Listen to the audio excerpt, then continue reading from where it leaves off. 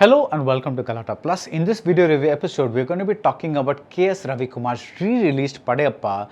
The film is a superstar movie that caps off his 90s phase of pure, innocent, populist entertainment. As everyone knows, the story is about Rajinikanth clashing with Ramya Krishnan. As a superstar vehicle, Padayappa works, but the passage of time also allows us to reflect on the series of films that the star made during the 1990s. Title sponsors Grand Royal Tours, Anuj, MCR, Mr. Gold Groundnut Oil presents Padayappa Movie Review by Baradwaj Rangan.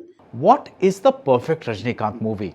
I'm going to say Mullu Malarum because as a piece of cinema, as a character study, as a singular testament to the man's matchless charisma and his ability to hold the screen even while doing nothing and just being present, nothing can match what he did in that Mahindran classic. But let's tweak the question a bit. What is the perfect superstar / Talevar movie? The movie that encapsulates the Rajinikanth whose stardom outgrew the actordom of Mullu Malarum. For this, the answer is probably not just a single film, but the stretch of movies he made in the 1990s, starting with Dharmadurai in 1991 and ending with Padayappa in 1999. The stretch includes not just the biggies like Annamalai and Arunachalam and Basha, but also underperforming films like Yajaman and Valli, which he wrote and starred in a special appearance. Why are these films most representative of superstar? Because they extend the MGR philosophy of doing good for the people by being a good man and adding a dash of spiritualism or even existentialism in a form that is palatable to the general audience. I get the feeling that Rajinikanth wanted to show a piece of himself through these films. In Valli, he advocates that a woman who has been wronged by a man should take her revenge by killing him. And he plays a kind of philosophy-spouting commoner who carries with him his dead wife Sari. Many years later in Kadaisi Vivasayi, we'd find Vijay Sethupathi in a similar role, though the films are completely different. In Padayappa, we get a custom that the man and woman should verbalize their agreement to get married to ensure that they are not being pressured to do so.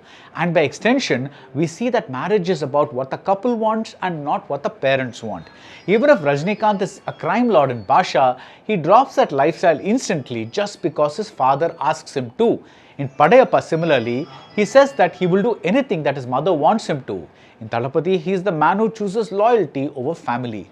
Many of these films have other elements that have not dated well at all. For instance, the industrialist and Mannan who, by the end, is happy to be a housewife packing a tiffin box for a husband. And Padayappa has this "a woman should be a woman" line, implying that the docile Davani-wearing Soundarya is preferable to the headstrong miniskirt wearing Ramya Krishnan.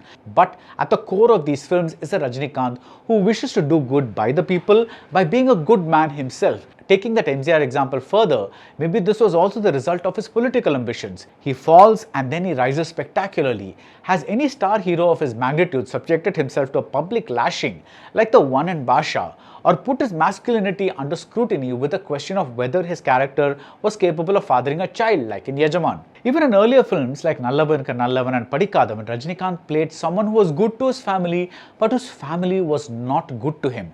But in the 90s, this trait was amplified with the superstardom, and we get this breed of films where the hero is strangely vulnerable even as he tackles villains with the heroism demanded by a mainstream audience. Heck, his mother literally abandons him in Thalapathy. And Padayappa, where Rajinikanth plays the title character, is the pinnacle of the genre, if you will. All the villains are insiders. Padayappa's father's younger brother demands a share of property and becomes responsible for the father's death. The antagonist, Ramya Krishnan's Nilambari, is Padayappa's cousin. The lines "Aatchiye avanga pakkam irukku" and the advice to use power responsibly suggest that she may be modelled after Jayalalitha, who was warring with Rajinikanth for a while. Nilambari's brother ruins the life of Padayappa's sister by refusing to marry her. And there is this constant spiritual / existential undercurrent. Padayappa's dead father from the afterlife protects his wife and son in the living world. A snake protects Padayappa's wife, and Padayappa protects everyone, even Nilambari, by being good and by not seeking revenge. If his uncle stripped him of his wealth, he saves his very uncle when the man becomes a pauper. If Valli was a kinda sorta reworking of the Padanaru Vaidinile template, Padayappa is a kinda sorta reworking of the Tevar Magan template. Here too we have two brothers in an emotional emotional war, and the presence of Shivaji Ganeshan anchors both films. The interval image in Padayappa is that of Padayappa and Nilambari staring at each other in a giant close-up, the way Kamal Hassan and Nasir were shown in profile in Tevar Magan. But beyond these surface similarities, Padayappa is something unique in Tamil cinema. Its villain is a woman in love with the hero. Nilambari is obsessed and infatuated with Padayappa. When Enga Chinna Rasa went to Hindi and became Beta, there was a joke that the heroine's character is so much stronger than the hero's and the films should have been called Beti. You could make a similar case that Padayappa could have been titled Nilambari. This is a woman who has studied in the US, she has tons of money, but she falls for Padayappa because of the bravery he displays while handling a snake. She kisses him at the end of the song Minsara Puve. She gets turned on by the smell of his sweat in a cloth that he has used to wipe himself. After 18 years, she hears his voice over the phone and she closes her eyes as though she has finally consummated her imaginary wedding night. Seen today, it's amazing how little of Saundarya's character we see in the film's first half, which is defined and dominated by Nilambari. Even the mandatory love song between the hero and heroine, Rajinikanth and Saundarya, happens only in the second half. That's the uniqueness of the screenplay by director K.S. Ravikumar, who's working off a story by Rajinikanth. Just look at the opening stretch. The custom regarding marriage is established along with a flashback of how it came to be. The sequence ends with the ritualistic offerings being dumped into a well. The camera captures the circular opening of this well, and there's a match cut to the circular vessel in which Saundarya is offering milk to a snake. The snake escapes and people in the vicinity begin to run, and they almost collide with the fancy car from which Ramya Krishnan emerges and unleashes her anger. Instantly her nature is contrasted with that of Saundarya's. Soon Rajinikanth enters the picture and we see the triangular image of three people, one man, two women, who will form the romantic part of the story. And we transition to the SPB hero intro song.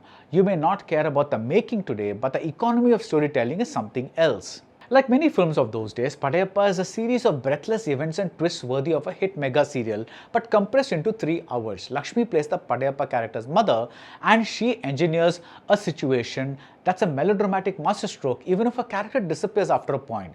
But then many of these older films were never about conventional screenwriting. For instance, there's a case to be made that Nilambari has been hurt by patriarchy.